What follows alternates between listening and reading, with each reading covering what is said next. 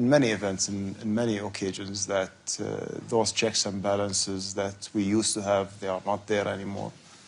And these changes been happening to us like throughout these years, but we were not noticing it because of the time difference between them, and they are not really at a very fast pace. But the last couple of years, I mean, and this year, we have seen there is an acceleration of that. So everyone is noticing that there is something is happening. But this is the system that's needs a lot of reforms that we didn't look at for the past 2 decades.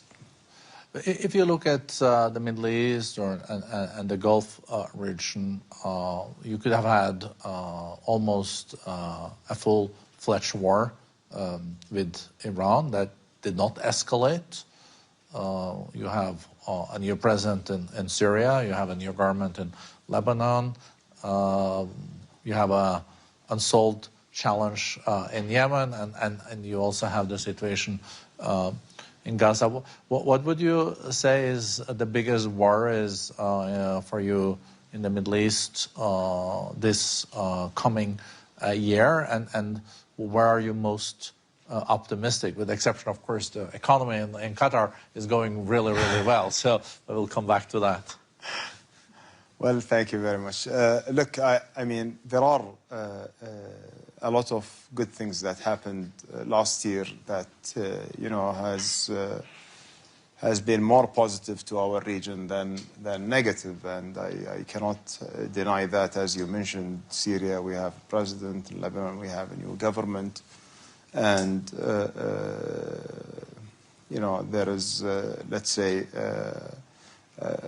the war in Gaza almost stopped, but there are still, like, you know, we are still, unfortunately, see the killing continuing.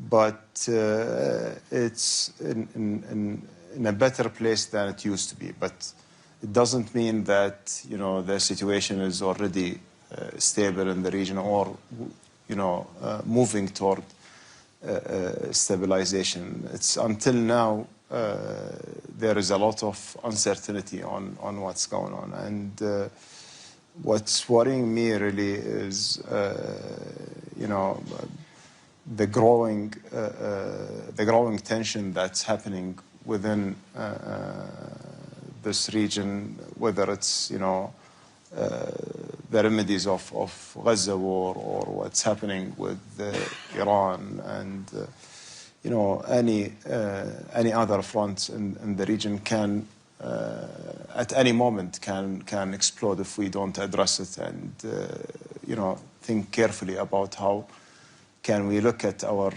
regional security architecture and come as a region together and, you know, start rebuilding the confidence among each other.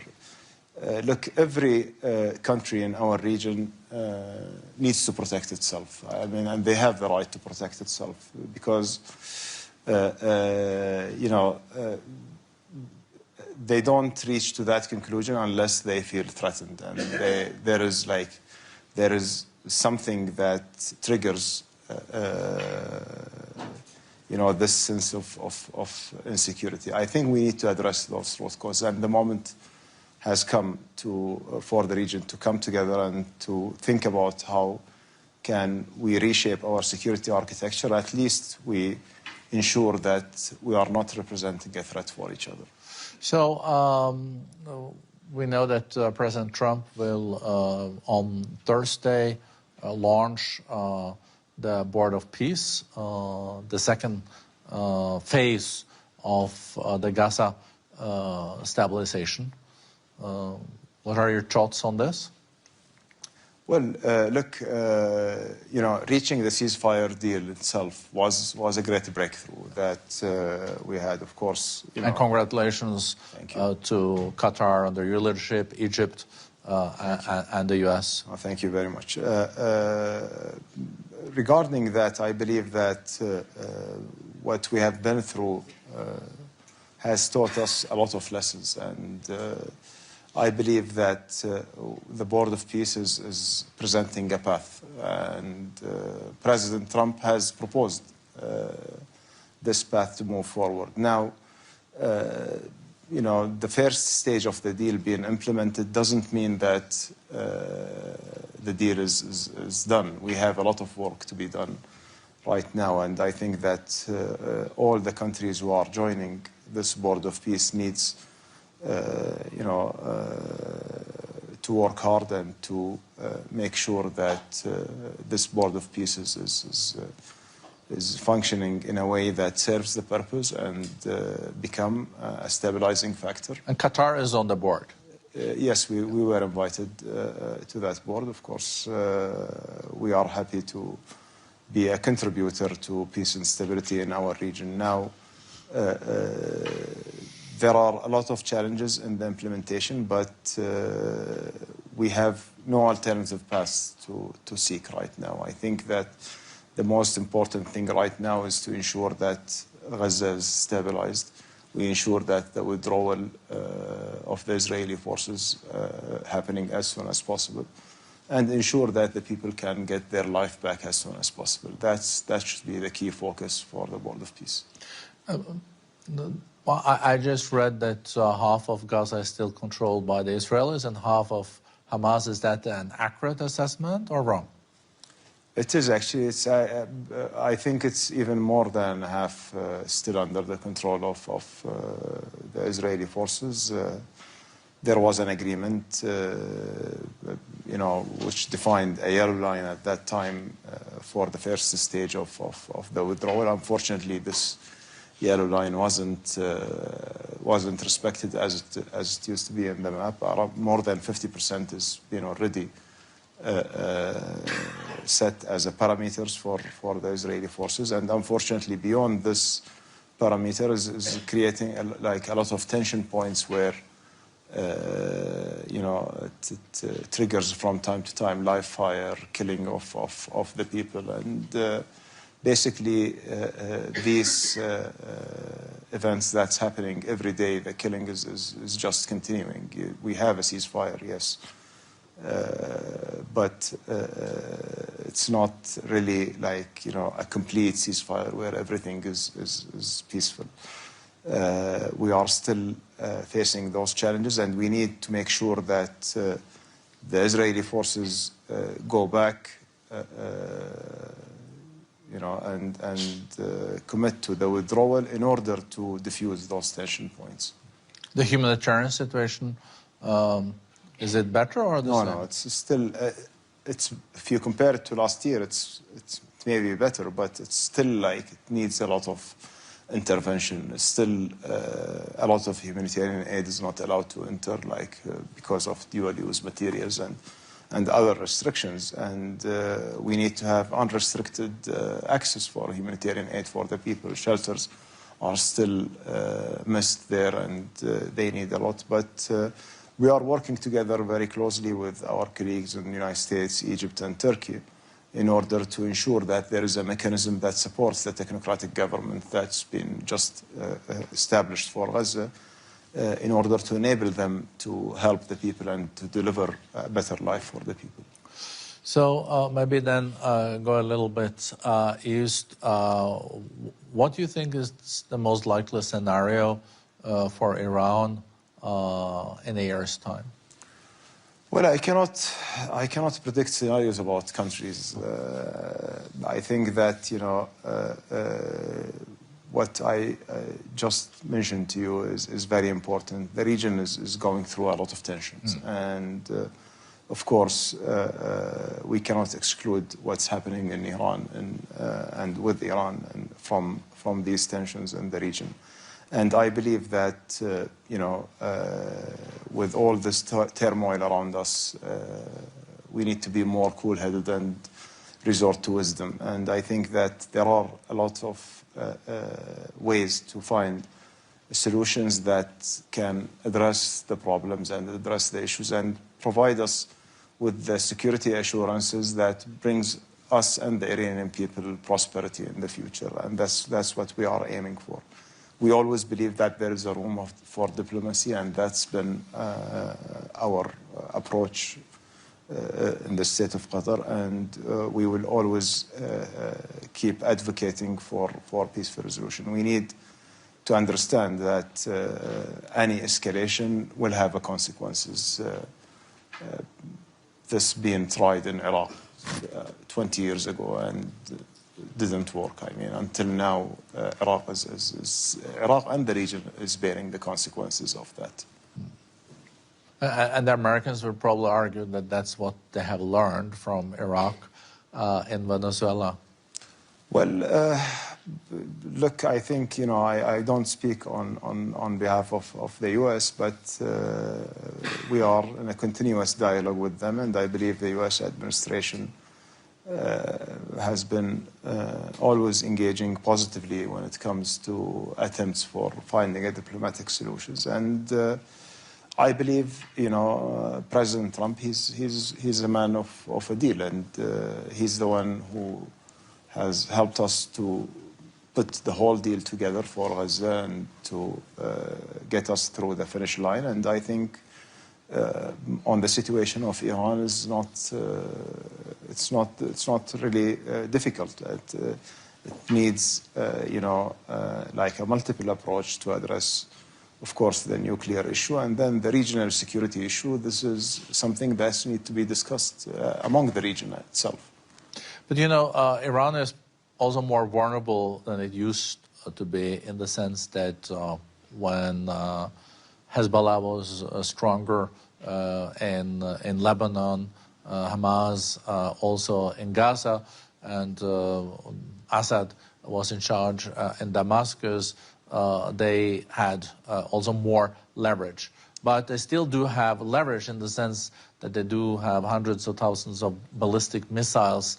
So what I read in the newspapers, at least, was that, the whole Gulf, Saudi, UAE, and Qatar was arguing with Americans not to attack Iran due to the uprisings and also the killings that happened in the streets. Is that correct? No, we didn't, actually. We are engaging with the Americans, with the Iranians. We don't want to see a military escalation in our region. We didn't argue with the American anything, actually. What we offer as a partner, as an ally for the United States is the honest advice about what's going on. And our honest advice that the best way forward is to find a diplomatic solution for the nuclear problem. We don't want to end up in a region that has a nuclear race, and we have seen how the world is shaking right now. I believe that there is an opportunity, and it is the right moment for us as a region to come together and to, make sure that we understand each other's grievances, we understand each other's concerns. We make sure that everyone feels safe and feel protected. That includes the Iranians, that includes the Palestinians and the Israelis, everyone in the region.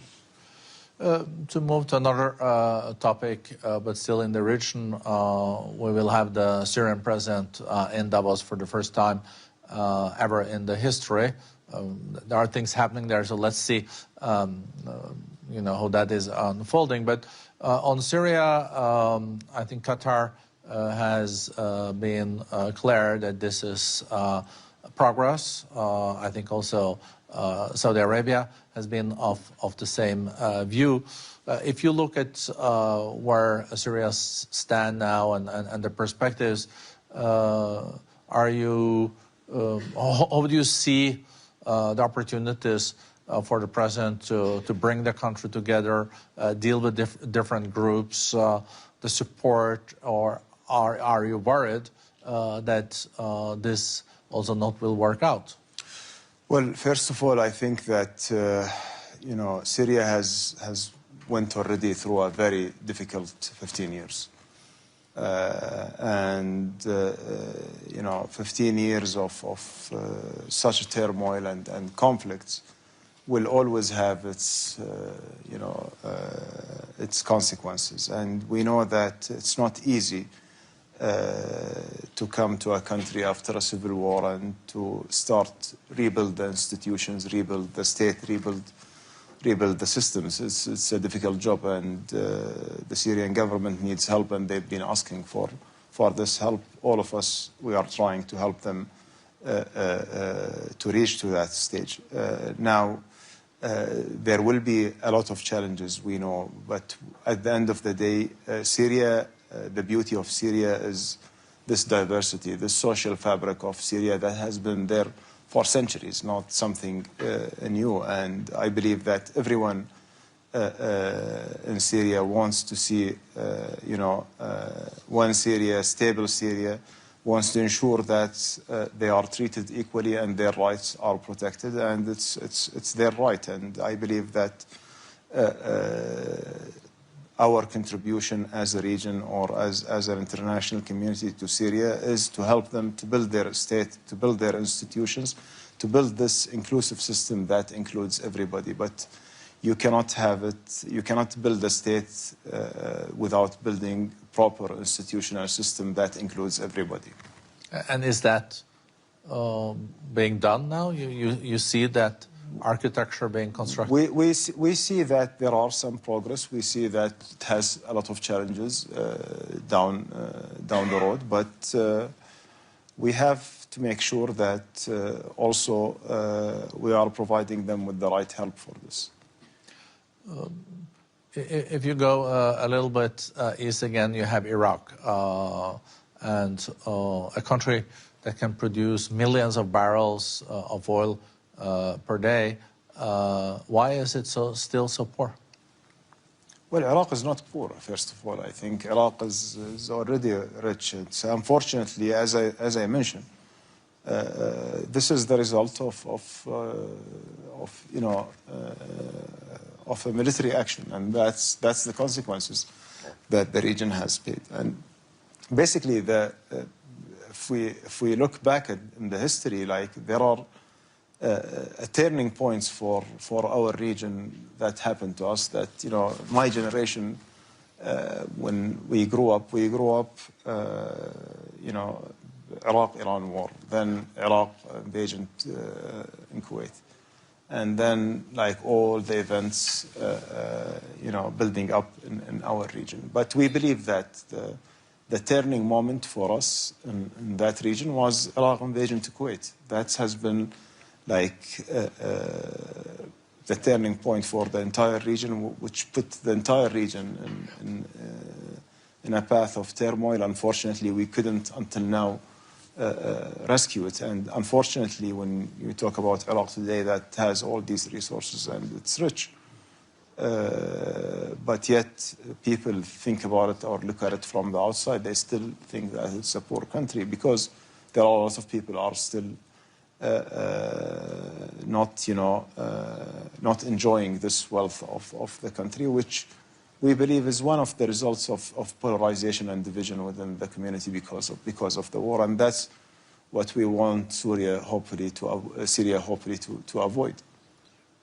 And for Syria, unfortunately, they don't have the same natural resources related to oil and gas as Iraq. But you're so right. I think there is a lot of resources. Of course, there's still humanitarian situations in Iraq, but I think there is also a lot of corruption in the country. That's corruption. Unfortunately, is a plague that's eating a lot of government. Unfortunately. Yemen. Do you want to talk about that? Well, look. Yemen, our policy has been very clear from the beginning. We support the legitimacy there in Yemen. We support, the right of the Yemenis to decide on their own future. And I believe that what has been achieved already many years ago in the national dialogue was a good model for the Yemenis that everyone has embraced. Unfortunately, it wasn't implemented, and it led us to a situation where there are,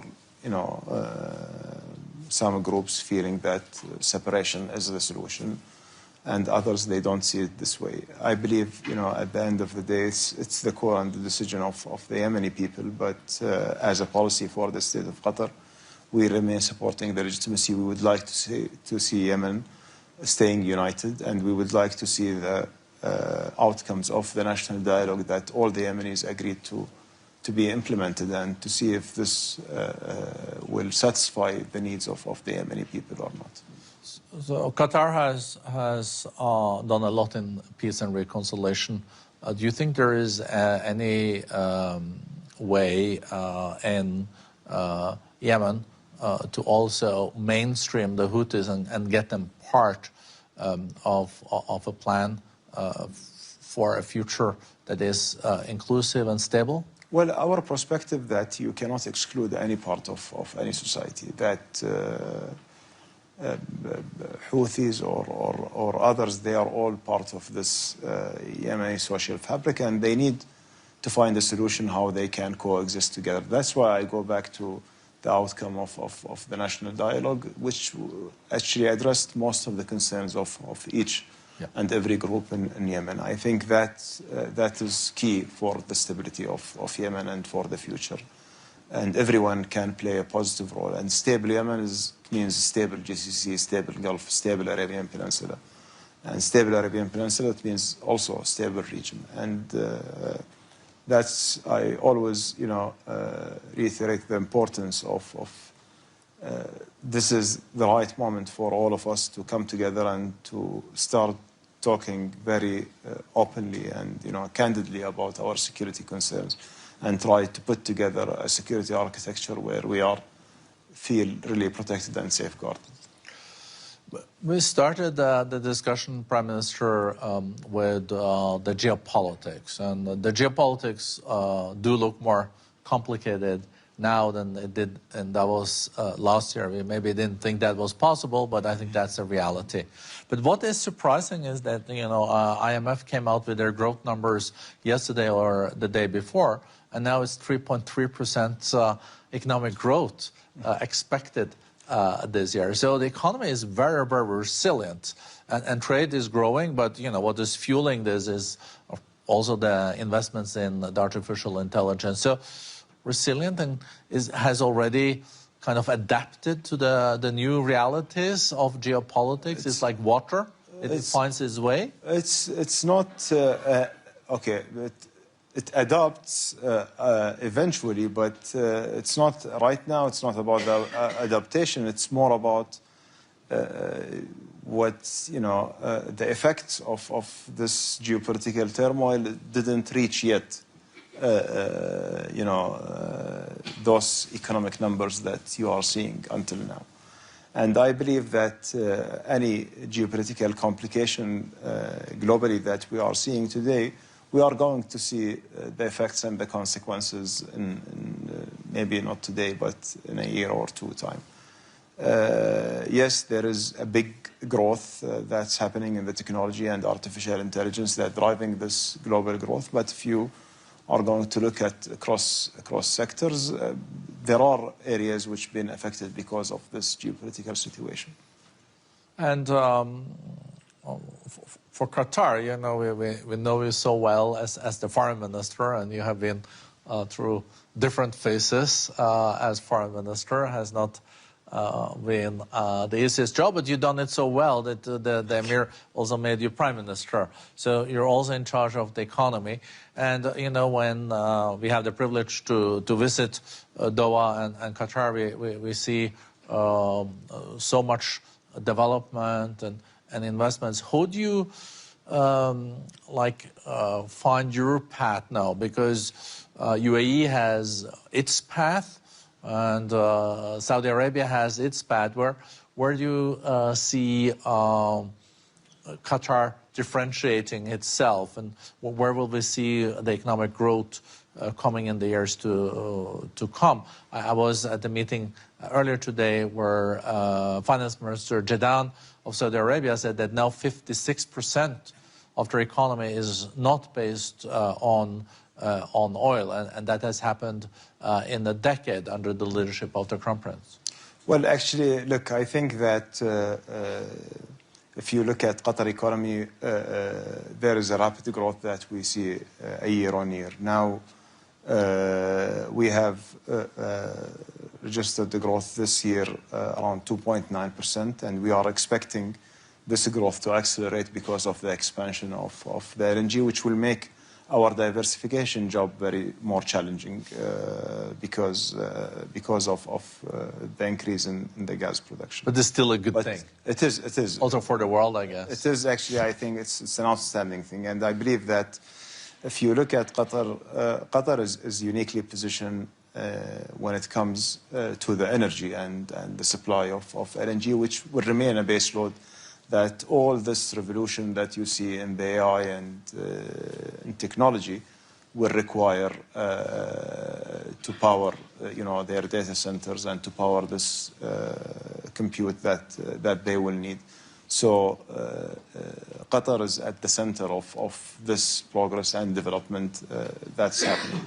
Second, our diversification agenda has been moving in the right direction. We are more than 60% now non-hydrocarbon GDP, and we are looking forward to grow it further. We see the numbers in foreign direct investments increasing in a very good progress.